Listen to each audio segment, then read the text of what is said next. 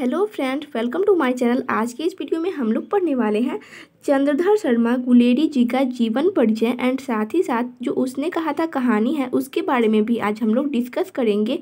और ये कहानी प्रकाशित हुई थी 1915 में और ये बहुत ही ज़्यादा फेमस रचना है। चंद्रधर शर्मा गुलेरी जी की ये रचना है।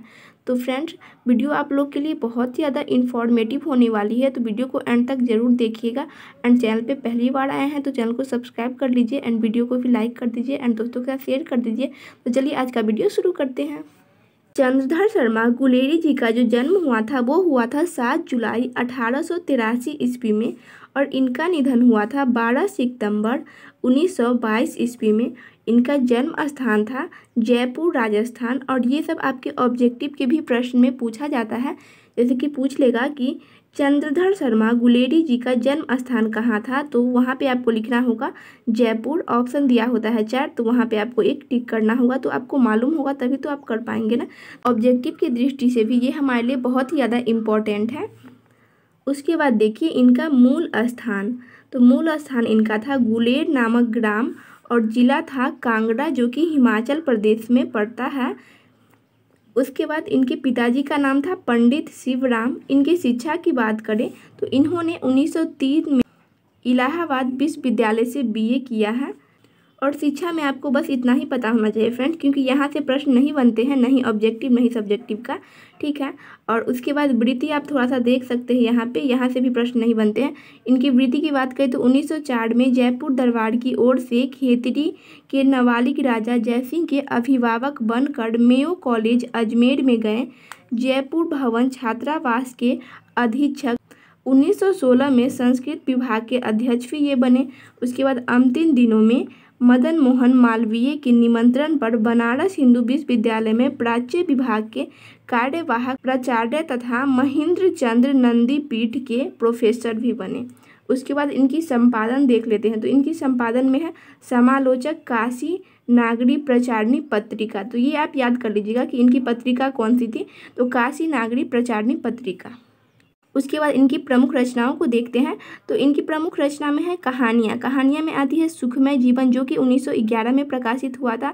बुद्धू का कांटा ये भी 1911 ईस्वी में प्रकाशित हुआ था और उसने कहा था ये 1915 में प्रकाशित हुआ था, ठीक है। ये सभी इंपॉर्टेंट है आपके लिए, तो ये सभी के सभी आप याद कर लीजिएगा, ठीक है। ऑब्जेक्टिव का प्रश्न जरूर ही बनेगा, यहाँ से हर बार आता है। उसके बाद कुछ और भी आप देख सकते, जैसे कि यहाँ पे लिखा हुआ है प्राच्य विधा इतिहास पुरातत्व भाषा विज्ञान और समसामयिक विषयों पर निबंध लेखन, कछुआ धर्म मार्सी मोहिक उठाओ, पुरानी हिंदी है, ये सब भी आपको याद रखना है। भारतवर्ष डिंगल संस्कृत की टिपरारी देवान प्रिय आदि, ये सभी आप देख सकते हैं, ये इनके प्रमुख निबंध थे, ठीक है। तो इस तरीके से अब देखते हैं थोड़ा सा हम। अब फ्रेंड्स यहाँ पे देखिए, यहाँ पे जितना भी मैंने यहाँ पे हाईलाइट कर रखा है सभी वर्ड आपके लिए बहुत ही ज़्यादा इंपॉर्टेंट है ऑब्जेक्टिव की दृष्टि से भी, एंड आप जब सब्जेक्टिव कीजिएगा तो भी आपके लिए बहुत ही इंपॉर्टेंट होने वाला है, ठीक है। यहाँ प्रस्तुत कहानी उसने कहा था उनकी अमर रचना है। यह हिंदी कहानी के विकास में मील का पत्थर मानी जाती है। ये प्रश्न पूछा गया था एक बार कि मील का पत्थर कौन सा कहानी है, तो ये उसने कहा था कहानी जो है यही है मील का पत्थर, ठीक है। यह एक कालाजयी रचना है। प्रसिद्ध फिल्मकार बिमल डाय ने इस कहानी पर फिल्म बनाई थी और इसके अनेक नाट्य रूपांतरण हो चुके हैं, यानी बहुत बार ये बन चुका है।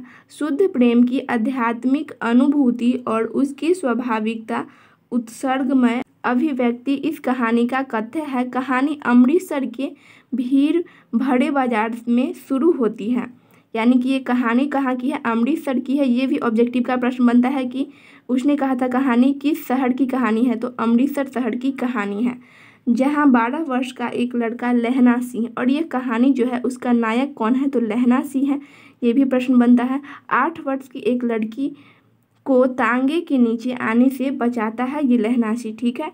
लड़का लड़की को यह पूछते हुए छेड़ता तेरी कुड़माई यानी मंगनी हो गई। मंगनी का अर्थ होता है यानी सगाई।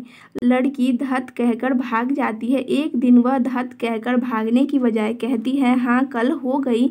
देखते नहीं ये रेशम के फूलों वाला सालू। लहना सिंह हतप्रभ रह जाता है, यानी वह चकित रह जाता है इस बात को सुनकर। इसके बाद लहना सिंह से भेंट प्रथम विश्व युद्ध के मोर्चे पर होती है। किसकी भेंट, तो यही जो लड़की होती है उसकी भेंट। वह याद करता है कि छुट्टी के बाद घर से लाम पर जाते समय वह सूबेदार हजारा सिंह के घर गया था। वहाँ सूबेदारनी ने उसे एकांत में बुलाकर कहा था कि मेरे पति और बेटे बोधा का ख्याल रखना। यह सूबेदारनी बचपन में अमृतसर में मिली वही लड़की थी, यानी जो ये सूबेदारनी है ये वही लड़की है जिसे ये पूछता रहता था कि तेरी मंगनी हो गई क्या, यानी कुरमाई हो गई क्या, वही लड़की थी ये, ठीक है। और ये बोधा कौन है, तो ये बोधा उसका पुत्र है सूबेदारनी का, और ये पति है सूबेदार हजारा सिंह, ठीक है। ये सभी आपको पता होना चाहिए, ठीक है। लहना सिंह सूबेदारनी के प्यार की उस किरण को दुनिया से बचाकर अपने हृदय में संजोए रहा और युद्ध में अपने प्राणों की बलि देकर भी हजारा सिंह और बोधा की रक्षा की। कहानी की घटनाओं में स्वाभाविक नाटकीयता है जो मन पर अपने उत्कर्ष की ओर संरचन करती हुई गतिशीलता के कारण जबरदस्त असर डालती है। इस तरह प्रभान्विति जो कहानी का प्राण मानी जाती है, इसका अद्भुत रचाव वातावरण की सृष्टि करने में लेखक को अपूर्व सफलता प्राप्त हुई। आरंभ से ही एक कुतूहल पाठक को अपने प्रभाव में बांध लेता है और कहानी को उत्कर्ष बिंदु पर पहुंचाकर ही विराम लेता है, किंतु तब कहानी का प्रभाव मन में गूंजता रह जाता है। तो फ्रेंड, ये जो कहानी है ये बहुत ही यथार्थवाद कहानी है, यानी सच्ची कहानी है और बहुत ही भावुकता कर देने वाली कहानी है। बहुत ही बढ़िया कहानी है, ज़रूर पढ़िएगा इस कहानी को, ठीक है।